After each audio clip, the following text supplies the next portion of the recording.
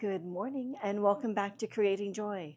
Today I'm going to show you how you can make your own reversible placemat.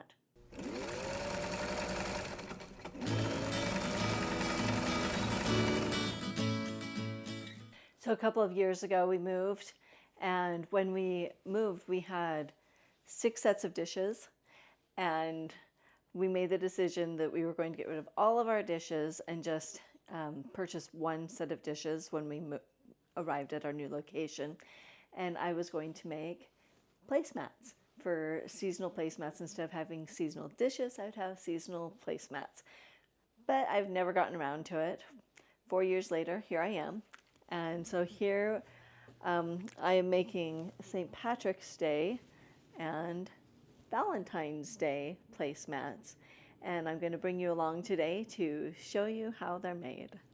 So the first thing you're going to do, I'm doing a seasonal reversible placemat, and I decided that on one side I was going to have just one stretch of fabric, and then on the other we're going to do kind of like a quilt as you go. So I'm going to do strips of St. Patrick's Day. So this one's Valentine's Day and these are St. Patrick's Day. Now you do need a dish drying mat that you can get from the Dollar Tree. So you'll just open this up. Okay, so this is the mat that we're going to be using. So with the strips, you're going to cut them anywhere from 1 inch. I have some that are 1 inch, some that are 1.5 inch, 2 inch, and 2.5 inch, just so it has just a varying look. And you can decide whether you want to go back and forth or whether you want to go up and down on your placemat. So once your strips are cut, and you also have your fabric cut, so this fabric, I made it so it was 1 inch wider than my mat and on each side, okay?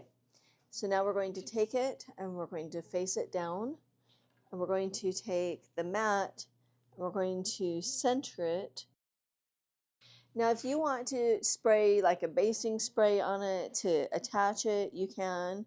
What I have done is I'm going to pin it.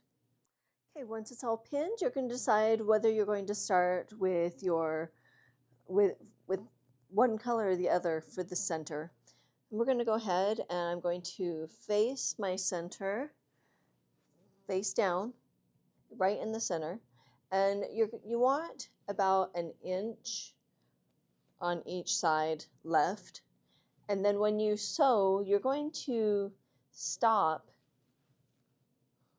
just before the edge right here. We're going to actually use this fabric to make our binding. Because I have 2 different colors, then to do our binding, when we're all done, we're going to be folding them inside the center and then doing either a straight stitch or a zigzag or a hem stitch, whatever you decide to do around it, whatever works for you. And that way we have the one color on one side and one on the other. I just felt like binding, it wasn't going to have the right colors. I have seen where you could actually sew 2 1-inch strips together, but I didn't want to do that. So, okay, so that is how we're doing our finishing this off. So we're going to begin sewing on the right side of our strip so that when we're done, then we can just flip it back and then they'll be open. Okay, so let's just begin. Doing a 1/4 of an inch seam, and remember we're going to come down from the edge about 1/2 inch from the edge.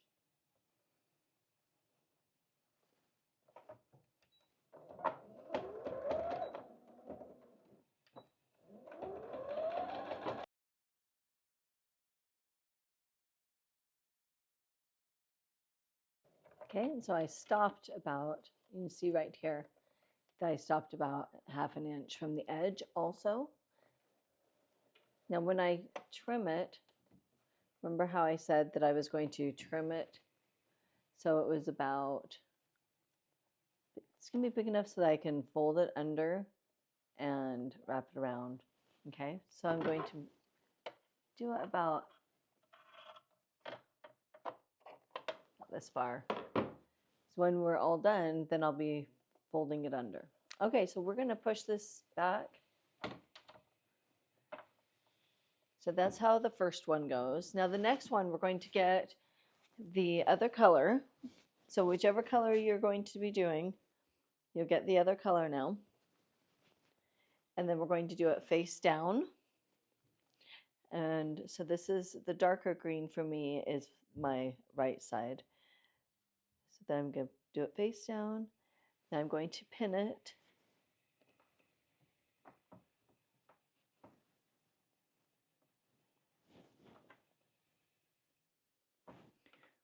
Okay, so this side has already been sewn and this side hasn't been sewn yet.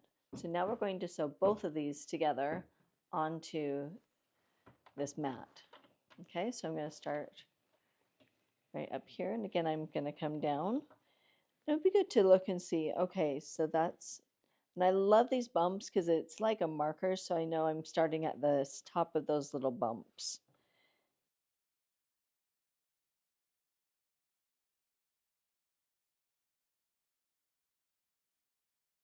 Okay, so we're just going to finger press it down and then put on our next piece.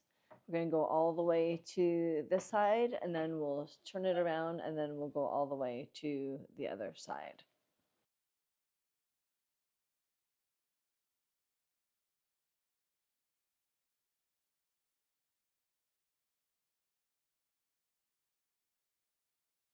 So I wanted to point out at the edge here, there wasn't enough to go around. And so I am sewing on another piece onto the edge.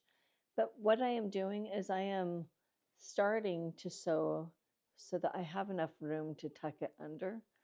So as you can see, I've got it pinned further down so that I will have room to tuck it in.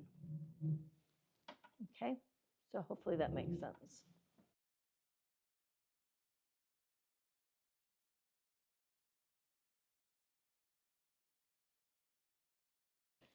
So I found that it was easier to just trim off the long pieces as I went, so I didn't have them hanging down. So now you can see there's enough room for me to fold it under. So I'm going to take this to the ironing board. I'm just going to press this down and press this one down.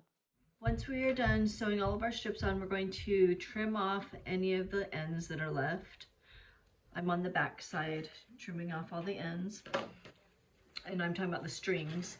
So now we're going to make the little tails from our strips a little bit more even. I'm not cutting them all off because I need to be able to fold them under, but some of them are a little bit too long. Like I said, I want an inch. So I'm gonna line it up and I'm gonna cut it so there's an inch.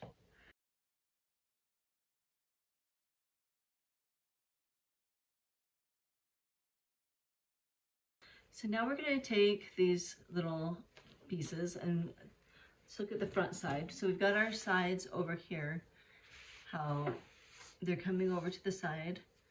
You just want to make sure that they're flat. Just kind of smooth it down.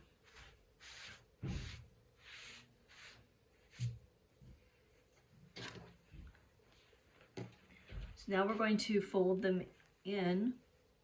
So I'm going to just start on the end. I'm going to fold it in, and then I'm going to bring it up. I'm going to fold this one in, and then I'm going to bring it together. And then I'm going to pin it together. And then I'm just going to keep going down the line. I'm going to do the same thing where I'm folding it in. So you can see right here, I'm folding it in, and then I'm folding it down. And on the opposite side, I'm folding it in, and then I'm folding it up and meeting them together at the top.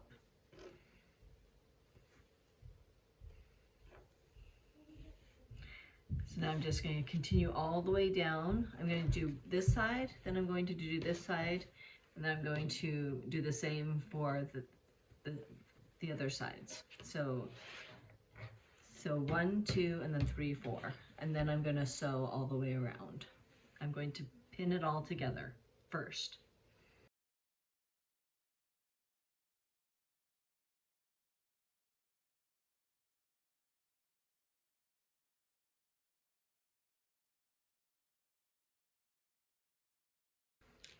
So make sure that this side is pulled out and not poked back when we're folding it. I did notice that it was tucked under, and so it wasn't going the right direction. So with these corners, we're going to have to kind of do a diagonal fold and then fold it under to make it work.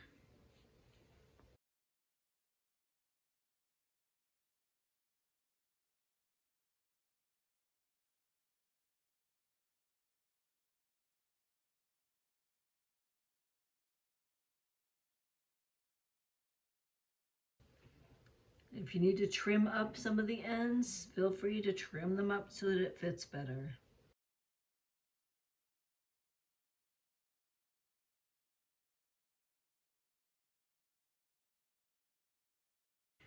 Remember, the goal is to try and have one side, you see the Valentine's, and the other side see the St. Patrick's Day. So we're trying to make it evenly met at the top. And when I'm sewing, I will be holding it down and trying to make it so that I don't see the other side. You know, and maybe an inch might be a little too big. Maybe we'd want to just go ahead and do a 1/2 inch. So I think I am going to cut some of these that are longer. Which I did just remember that I didn't trim the other side. So that would be part of my issue I'm having.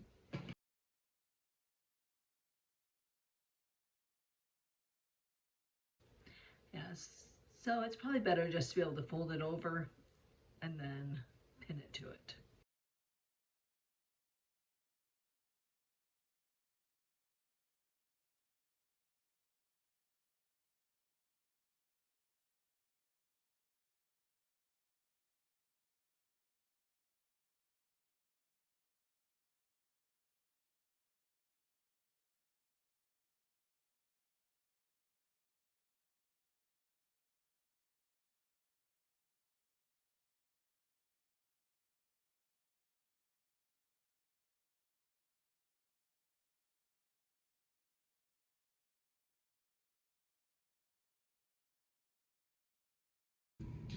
Okay, now that all the sides are pinned, now we're gonna go to the sewing machine and we're just gonna sew along the whole entire edge, and then we'll be all done.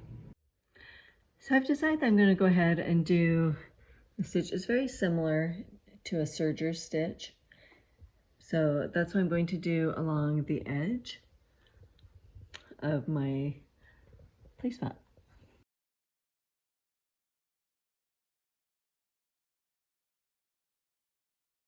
Thank you for joining me today as we made reversible placemats. It's been a joy to be with you again this week. If you liked what you saw, please subscribe and click the bell so you can get future videos. See you next week on Creating Joy.